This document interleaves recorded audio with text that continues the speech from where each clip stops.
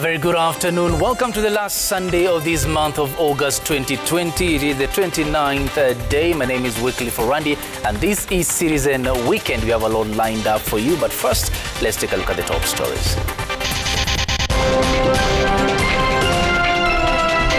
Be warned, hate mongering on social media could land you in trouble as the NCIC begins monitoring digital platforms ahead of 2022 polls.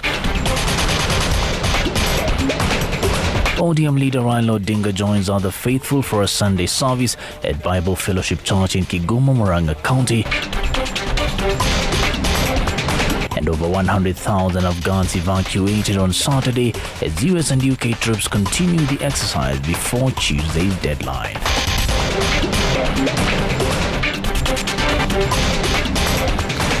Now, welcome to the broadcast. Deputy President William Ruto is in Nakuru for the second day. The DP attended a church service at St. Michael Catholic Church. Leaders who accompanied the DP, including Nakuru Senator Susan Kihika, called for the resignation of the Inspector General of Police Hilary Mutyambai over the replacement of DP security. Let's now cross over there and listen in. Matendo ya Mitume Acts 20 mstari wa 35. Neno la Mungu linasema amebarikiwa mwenye kutoa kuliko mwenye kupokea. Kwa sababu yule mwenye kutoa anaweka hazina mbinguni. So tumekuja hapa, hata ingawaje ni kujenga kanisa lenu hapa, lakini tumekuja pia kumtolea Mungu. Wale ambao wako na matatizo na matoleo kanisani ni kwa sababu hawaelewi na hawajui neno la Mungu linasema vipi. So I want to encourage you as Christians to continue to stand and support the work of the church as we support what Christ is doing hapa duniani. Sisi wote tukishirikilia viongozi wetu wa dini na kushughulika na kazi ya kanisa, hapo ndipo tutapata baraka kama taifa na tutaenda mbele pamoja. Msijali na wale wanatukejeli kwamba tunakuja kanisani. Ni kwa sababu shetani amepata naye kiburi mingi kwa Kenya hii. Ndio unajua saa zingine wanaleta matatizo. Lakini we are focused on taking the word of God to the next level, and we are going to work together. Father, mimi ninajua umesema parokia hii inaenda mpaka Solai na mko na kazi zingine nyingi. Na neno la Mungu katika Wagalatia 6 na mstari wa 9 inasema msichoke kutenda mema. Kwa hivyo kukipatikana kazi nyingine hatutachoka, tutakuja tena. Kwa hivyo mtualike tena. Well, that's Deputy President William Ruto in Nakuru. Now let's cross over to Murang'a County, where ODM leader Raila Odinga is currently attending a church service at Bible Fellowship Church in Kangare in the county of Murang'a. Elected leaders from the region pledging to support Odinga's 2022 presidential bid. Let's now cross over there and listen in. I believe Sunais MP Junet Mohammed is currently speaking. The BBI here from Murang'a in Kigumo, especially those who use the name of God. Wale wanatumia jina ya Mwenyezi Mungu kusema Mwenyezi Mungu ndio alizuia hiyo kitu. Nataka kuuliza hawa ndani ya hii nyumba ya Mungu, what is your position? Na hiyo ni William Ruto. What is your position on the issue of 1 shilling, 1 vote, 1 man? Can you tell us? What is your position on representation ya Wakenya? Kwa sababu hapa Kiharu kuna mbunge mmoja anawakilisha watu 2,260, 260,000 people. Na kuna mbunge ambaye inawakilisha watu 20,000. Na wakati tunataka kupatia watu ya Kiharu constituency nyingine ili wakuwe wawakilishwe bungeni kama wengine, wewe unakataa. Unasema hawa watu haifai kupata representation ndani ya Kenya. Hiyo ni kukandamiza watu ya hapa ni kuwasaidia. So what is your position on representation in this country? The third issue I want to ask him, what is your position on peace and unity in this country, William Ruto. Because BBI was bringing peace and unity by revamping the governance of our country. What is your position on peace and unity? Kwa sababu anybody who wants to aspire for the leadership of this country must come with peace. You can't come without peace to lead this country. You get my point? Maybe wale wanazunguka hapa, ni vile tumechelewa kufika hapa. Leo nimefika na nitakuwa nikikuja hapa kila siku. Wale wanazunguka hapa. Wale wanazunguka hapa kila Jumamosi, Jumapili. Nataka wajibu hizo maswali tatu. What is their position on 1 shilling, 1 vote, 1 man? What is their position on representation? And what is their position on peace and unity? Wakijibu hizo maswali matatu, nitaridhika kama Mkenya. What is their position also on gender? Because BBI was addressing the issue of 2/3 gender parity. Wamama kuja bungeni wachukue nafasi yao ambayo inafaa kikatiba. What is their position on that? Hapana kuja hapa na slogan ya sijui bottom up, bottom down, bottom juu. Hiyo ni mambo ambayo ina maana. Hiyo hazina maana kwa Wakenya. Tell us, we want to address important issues that affect the lives of our people. Whether it's from Mount Kenya, whether it's from Nyanza, whether he's from Northeastern, anywhere he's coming from coast, we want to address the issues. Panleti hapa mambo ambayo yasaidii wananchi. Tumepatana? Tumeelewana? Kwa sababu hatuwezi kudanganywa sisi wazima kama watu wazima namna hii, mchana peupe, jua inawaka namna hii, mtu anataka kudanganya sisi kama anaangalia sisi kwa macho namna hii. Sisi sio wajinga. We are not fools. Well, that's Suna East MP Junet Mohamed there, accompanying ODM leader Raila Odinga. Of course, we'll cross over there later on in this bulletin to bring you the latest as far as, or rather, when ODM leader Raila Odinga is speaking. Now, let's talk about more about politics and devolution. Cabinet Secretary Eugene Wamalwa and Busia Governor Sospito Ojaamong have called on One Kenya Alliance pair from Western Kenya, Musalia Mudavadi and Moses Wetangula, to once again support ODM party leader Raila Odinga. The leaders urged the ANC and Ford Kenya party leaders to drop their grandstanding and back Odinga. They warned that the duo's hardline position could cost the region positions in the next government. Tatafuta ndugu yangu Musalia, ndugu yangu Wetangula. Sababu tukiendelea kusalia, huenda tukawachwa nyuma. Huenda tukawachwa nje ya serikali. Tuko pamoja? We must make a decision ambayo itahakikisha the Western region iko ndani na katikati ya serikali ijayo. Tuko pamoja? Huyu mwingine bado wako na miaka 50. Ule mwingine anakaribia 70. Okay. Sasa kama wewe ni kupeana hapa Bumula, mtaamua mtapea nani? Mtapea nani? Si mzee aende miaka yake 5 kwanza, alafu sisi vijana tukuja baadaye. Sitakuwa hivyo. Ndio tunasema kina Wetangula pia wawe chonjo. Wawe nyuma ya huyu mzee. Mudavadi pia awe nyuma ya huyu mzee. Moving on now, but still to do with matters elections, the National Cohesion and Integration Commission has established a fully fledged unit to monitor and deter hate speech ahead of next year's general elections. NCAC Vice Chair Wambui Nyuto says that the unit is mandated to trace and nab individuals using social media to spread hatred. The commission has purchased gadgets to track down those who might be using fake accounts to propagate hate on social media as the country prepares for the 2022 general election. Some of the things that we are discussing today are political empowerment of the young people, mental health, social empowerment, and also the political empowerment. And we are also saying that the young people of Kirinyaga County are committing suicide.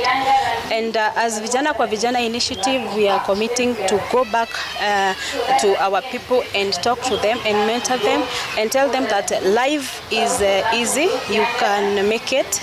Have faith, have hope, and whatever it is that is disturbing you as a young person, you can look for a mentor, you can look for someone to talk to. We want to be involved in policy making, in decision making for our county.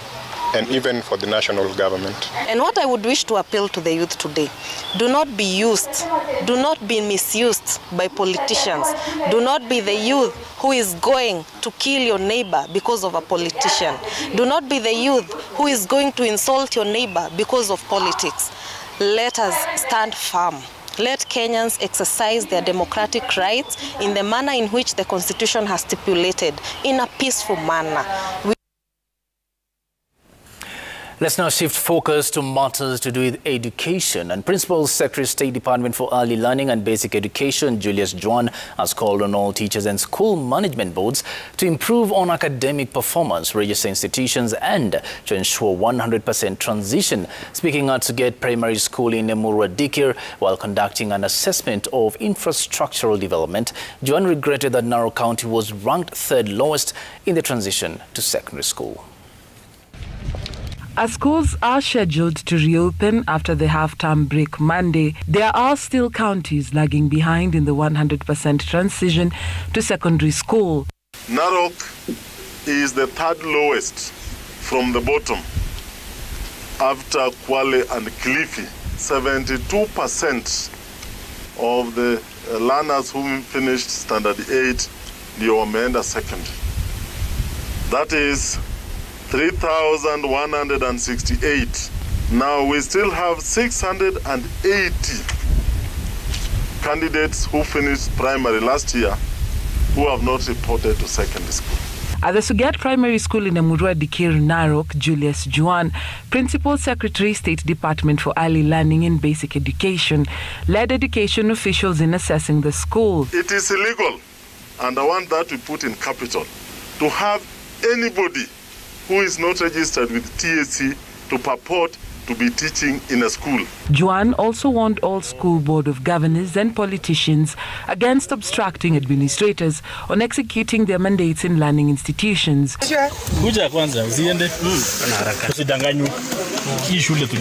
Referring to what transpired 3 days ago, where a viral video allegedly showing area MP Johanna Ngeno and other residents chasing away area Deputy Commissioner Baxton Mayabi from a school.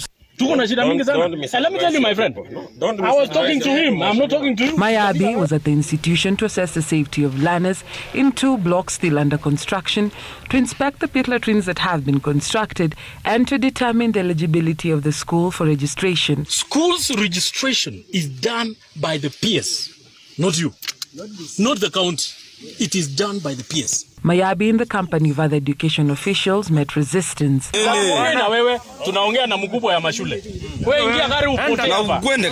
Narok County Commissioner Evans Achoki, who also encouraged a 100% transition, further warning of prosecution to anyone found culpable. Who attempts to intimidate, to humiliate government officers from performing their functions will be dealt with firmly. And no one is above the law. Tupeleke watoto wetu shuleni na tufuate vile ambavyo tunaelezwa. The administration and education officials charged the responsibility to assess and report on the school situations are set to resume next Monday. Dorcas Wangera, Citizen TV, Nairobi. Staying in Narok County, and the county has launched a campaign aimed at increasing COVID-19 vaccine uptake in the country. Rather, in the county, Governor Samuel Ole tonight blamed the low uptake in the country to misconception on the effects of the jab and called on the county residents to go for the vaccines. There are plans to undertake mass vaccination at all health facilities across the county. The governor was speaking at a funeral of the late Mama Naikuni Kisemei, aged 100, in Motoni village in Narok West. Na kala isom nchere tonyoro kai ane nyor arola yule nang iti kanisa yola jejo bibili iti kanisa yola jejo bibili ni Kisemei was married to ugonjwa bado upo na hata sasa tunaona ya kwamba ugonjwa bado unaenda juu. Mpango wa serikali ya kuchanja watu unaendelea na serikali tayari unaendelea kuchanja watu katika kaunti.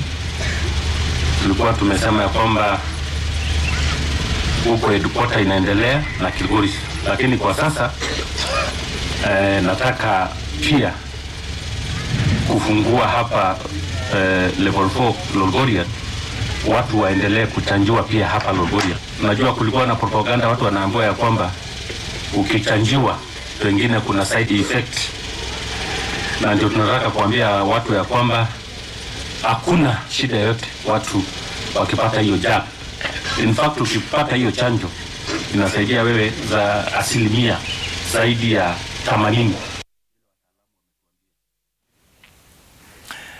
Indeed, let's now cross borders, and the U.S. government has vowed to continue with its evacuation efforts in Afghanistan despite a deadly attack at Kabul's airport which left 13 service members dead.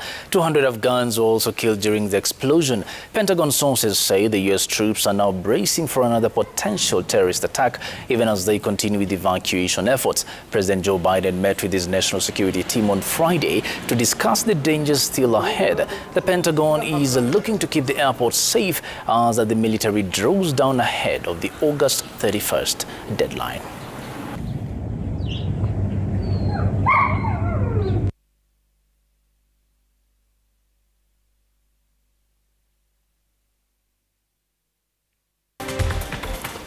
Welcome back to Citizen Weekend. Now, imagine trouble that physically challenged persons in Kenya have to go through when responding to the call of nature. Unlike majority of Kenyans who have an option of privacy, more often than not, it is not a pleasant experience for this category of people, which also includes the elderly and those who are bedridden. Well, that trouble could soon be eased, thanks to the latest innovation by a 26-year-old lady in Kenya who is changing the lives of physically challenged persons. And as now Raquel Migai reports, those who have benefited from the innovation are slowly regaining a sense of hope in their already challenging lives. The lavatory or washroom is a place we escape to, a sort of sanctuary when nature calls. It provides some sense of inbuilt expectation of privacy and a respect for personal space. However, it is a privilege, as not everyone gets to fully enjoy its existence or its benefits. Sasa mimi kama mlemavu singeweza kupanda hapa juu niingie kwa hiyo choo. Sasa hata ukiingia kwa hiyo choo iko na uchafu ndani, uwezi kalia chini. Following the loss of her right lower limb in 2013 as a result of a road accident, the mother of 5 has had to use a tin which had its own challenges. Uwezi enda na wageni wakikama, watoto wakikaa, nilikuwa naongoja waende kulala, waende kutembea ndio niingie tu niende acha yangu. Tena uwezi peleka saa hii, nilikuwa naongoja mpaka usiku. Veronica Nyaboke's story is an excerpt of the daily lives of those who are physically challenged. A category that not only includes persons living with disability, but also the elderly persons, as well as those who are bedridden. For the latter categories of persons, bedpans have always been used by their caregivers, as their locomotive abilities have restricted them to such aspects of daily living activities. It is from that gap that 26-year-old Sylvia Nyaga's idea grew from, that of a portable toilet to assist those who are faced with such challenges. The toilet consists of 2 tanks, the upper one being for water storage and the bottom one for waste storage. First, you prepare it for use, and how you do that is you add water to the water storage tank. It's filled manually, so it does not need any external connections. And then after you fill your tank, you need to prepare the waste storage tank, which is at the bottom. And how you do that is you slide it open. When you slide this open, it gives you access to the tank at the bottom, and then you add a biological waste digester and mix it with water. And what this does is it digests the waste in there, which will ensure that there's no odor coming from it, and it ensures that the emptying process is easy. The final product so far is as a result of a piloting phase that took place in 2019, where the initial toilet made was issued to those in informal settlements, especially those who live in such shared spaces. We initially didn't have footrests. We've added footrests just for comfort. We also didn't have products that were specifically, like we didn't have something that was specifically tailored to someone who had cerebral palsy. But because of feedback from the market, we've been able to know what to add, what to remove, how to make the the user experience easier, even just when it comes to folding the frame so that you can store it away. Velmo Chieng is one of those who cannot hide her joy as a 16-year-old son who has cerebral palsy can now respond to the call of nature with ease than before. Alipatumia poti, asiye poti ilipata yeye ni mkubwa, ukimkalisha anaanguka. Ukimweka anavunja, abu sasa ukimweka anatoka, inamfinya sana. Isa ikabaki, nile amejiendea, nikuje nimbadilishe, nimweke kando. Sasa hii nilikuwa nafanya hiyo shughuli. Sasa hii naweza nikamwacha hapa aende choo. Ikirudi na mwaga na yamshakami kwa safi tena namweka hapa. Sylvia Nyaga maintains that the portable toilet does not need emptying after every use due to the biodigester, a product that is provided when you initially purchase the toilet. The idea being welcomed by the National Council for Persons with Disability and those who are benefiting from it. It's embarrassing that people will you into the toilet. That's why some people are very careful with what food they eat. Not that they don't want to eat those foods. They're wondering where will they be going. Haki niko comfortable, naenda namaliza wiki moja ama wiki mbili ndio mtoto ananimwagia.